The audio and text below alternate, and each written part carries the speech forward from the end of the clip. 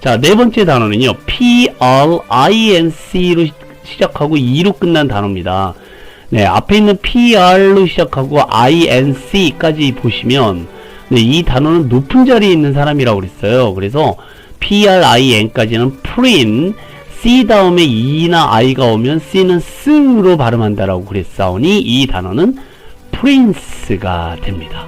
prince는 왕자라는 뜻이에요. 네, 멋진 단어입니다. 아주. 네, prince. 그렇다면 지금 그림에 있는 이 프린스가 뒤에 서 있고요. 앞에 공주님이 서 있습니다. 그러면 왕자가 프린스면 공주도 있겠죠. 그럼 공주를 영어로 무엇이라고 할까요? 네, 바로 프린스에다가 SS, ESS를 붙여서 프린세스라고 읽으시면 공주가 됩니다. 영어 단어에서요, 뒤에 ESS가 붙어 있으면 여성을 나타냅니다. 이 한 조직의 가장 높은 자리에 있는 사람인데 그 사람이 여성이다 라고 얘기를 한다면 공주님이 된다라는 뜻이죠. 영어 단어를 공부하실 때도요, 짝이 있는 단어들이 있어요. 그래서 남자가 있으면 여자가 있고요. 네, 그리고 이제 엄마가 있으면, 부모가 있으면 자식이 있고요.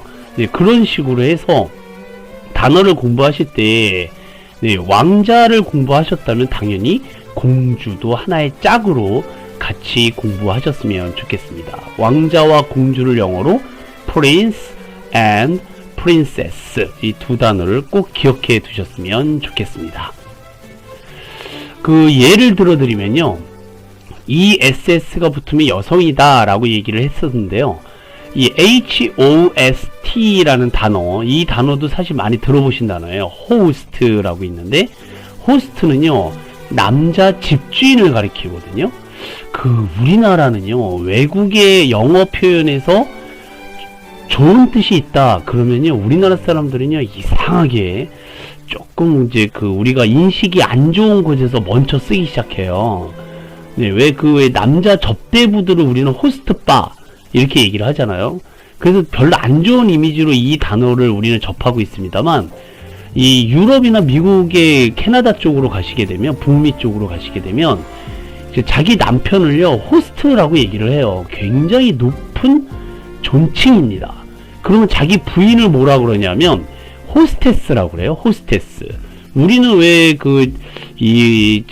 술집에서 일하시는 여자 주인을 호스테스라고 보통 얘기를 하는데, 영어 표현으로는 그런 뜻이 아닙니다. 굉장히 높이 불러드리는 안방마님이라는 아주 높은 뜻이에요.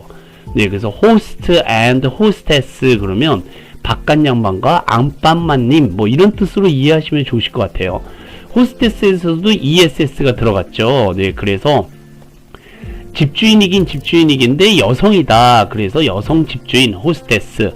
제가 외국에 어학연수 갔을 때도요, 캐나다 분 출신의 부부인데 남자분이 자기 부인을 This is my hostess 이렇게 얘기하는데 깜짝 놀랐어요. 처음에는 언뜻 와닿지를 않아서. 네, 그래서 새롭게 알게 됐죠. 자기 부인을 높여 부를 때 호스테스라고 한다. 네, 그런데 우리나라에서 하시면 안 돼요. 네, 호스테스한테 뒤지게 맞습니다. 호스테스. 네, 여자 집주인.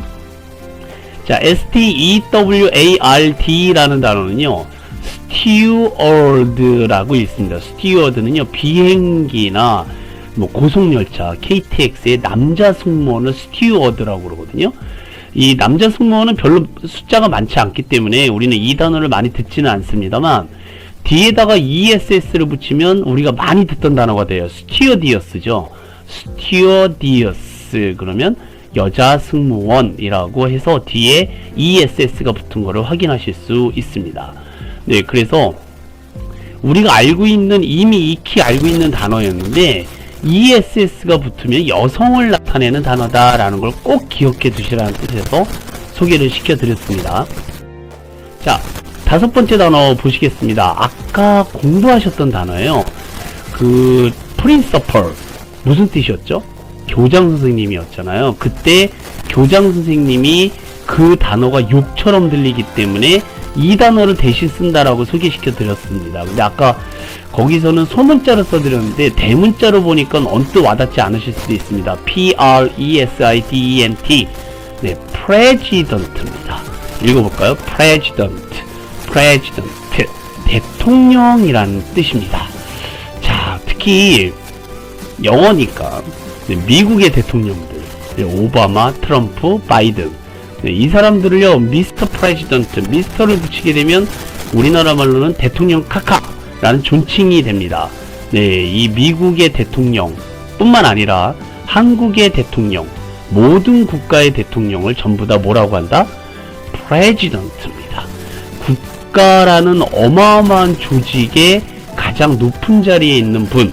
네, 그래서 이 단어가 대통령이 되었다라고 보시면 좋으실 것 같아요. 다시 한번 president. 네, 꼭 기억하고 계셔야 되고요. 우리나라 현재 이분이 바로 president죠. 예, president 윤 그러면 윤 대통령이라고 보시면 좋으실 것 같습니다. 우리나라 역대 모든 president 어떻게 생각하시나요? 네, 첫 번째 분은 국민들한테 쫓겨나고, 두 번째 분은 누군지도 모르겠고, 세 번째 분은 총 맞아 돌아가시고, 네 번째 분은 다섯 번째 분한테 쫓겨나시고, 네, 여섯 번째 분과 다섯 번째 분은 감옥에 가버리시고, 네, 네, 이분은 IMF의 장본인이시고, 네, 이분은 정말 많은 역사를 가지신 분이긴 합니다만, 네, 어쨌든 간에 그 결과적으로는 안 좋았죠, 평가가. 이분은 비운의 그런 자살로 돌아가시고, 이 두 분은 세상에 아직도 감옥에 계시고, 네. 우리나라의 프레지던트들은 왜 그러신지 모르겠어요. 진짜 존경할 만한 분이 한 분도 없습니다. 사실 모든 국민이 다 존경하실 수 있는 분이 좀 탄생하셨으면 좋겠습니다. 이 미국 같은 경우는 자신의 대통령들을 이 산 위에다가 이렇게 새겨놓을 정도로 모든 국민들한테 동의를 받거든요. 미국의 러시모어라는 산인데요. 러시모어. 예, 이 산에 조각된 역대 대통령들의 얼굴입니다. 왼쪽부터 조지 워싱턴, 네, 그 다음에 두 번째가 토마스 제퍼슨, 세 번째가 테오도어 루즈벨트.